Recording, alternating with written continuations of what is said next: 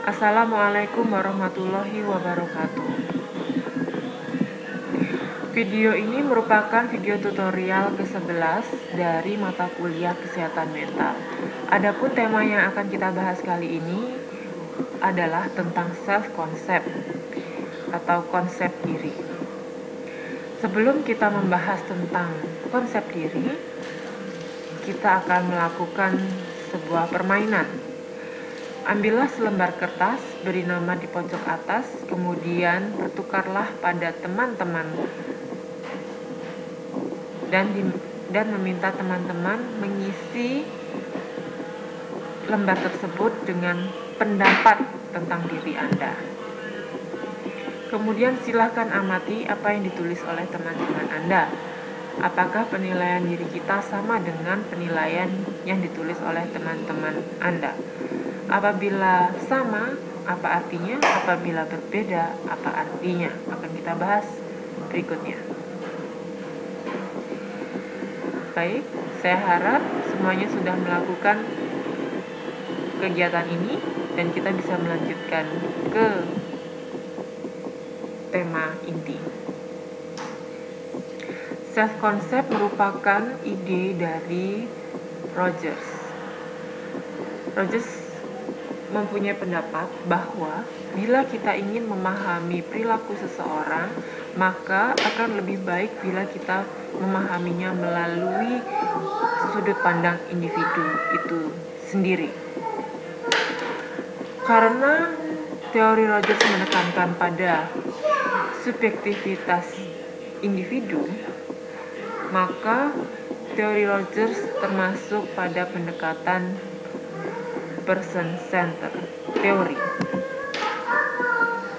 Struktur kepribadian yang dikemukakan oleh Rogers adalah tentang self, yang saat ini lebih sering dikenal dengan self-concept.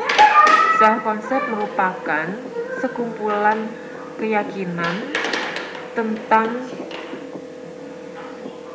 diri individu itu sendiri, tentang keunikannya, tentang tipikal perilakunya. Self-concept itu merupakan gambaran mental tentang diri individu.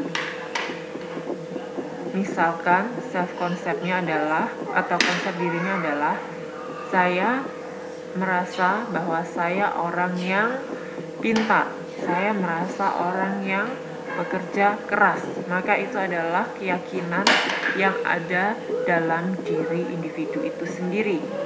Tetapi apakah pada kenyataannya memang seperti itu, akan kita bahas selanjutnya. Berdasarkan Rogers, individu menyadari tentang konsep dirinya. Hal tersebut tidak dipendam dalam ketidaksadaran. Rogers menekankan bahwa konsep diri itu merupakan suatu hal yang subjektif.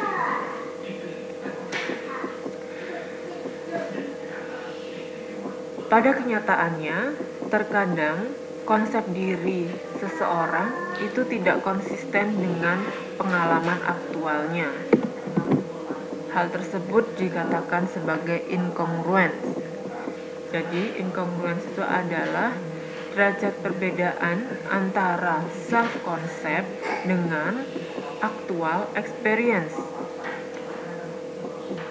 Sebaliknya, apabila seseorang itu memiliki konsep diri yang akurat dengan pengalaman aktualnya, maka hal tersebut dikatakan kongruen.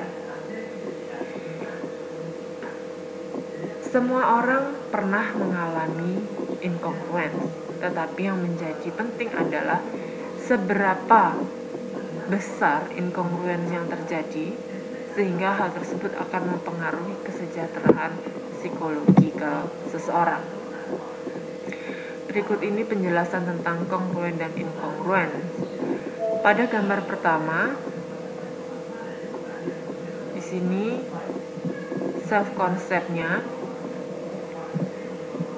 di sini yang orange adalah actual experience-nya. Semakin besar irisan yang terjadi, maka hal tersebut menandakan bahwa orang tersebut mempunyai konsep diri yang kongruen. Sedangkan semakin sedikit irisan yang terjadi disebut dengan incongruence. Perkembangan self atau perkembangan konsep diri seseorang menurut Rogers itu merupakan pengalaman masa kecil sangat mempengaruhinya. Pada dasarnya semua orang membutuhkan adanya afeksi, cinta, dan penerimaan dari orang lain. Masa kecil atau masa anak-anak, penyedia hal tersebut adalah tentu saja orang tuanya. Dan bagaimana orang tua tersebut menyediakan afeksi terhadap anaknya itu akan mempengaruhi apakah anaknya akan menjadi kongruen atau inkongruen. Apabila orang tua melakukan syarat-syarat khusus agar anaknya dapat dicintai, hal tersebut akan memperbesar kemungkinan anak akan menjadi inkongruen. Apabila orang tua tidak memberikan syarat dan tetap mencintai anak apa adanya, apapun yang dilakukan oleh anak tersebut, hal tersebut akan mendorong anaknya menjadi pribadi yang kongruen. Berikut ini merupakan gambar dari konsep Rogers. Baiklah, demikian yang dapat kita bahas kali ini. Terima kasih atas perhatiannya, semoga bermanfaat. Sampai ketemu lagi dalam video tutorial ke-12. Wassalamualaikum warahmatullahi wabarakatuh.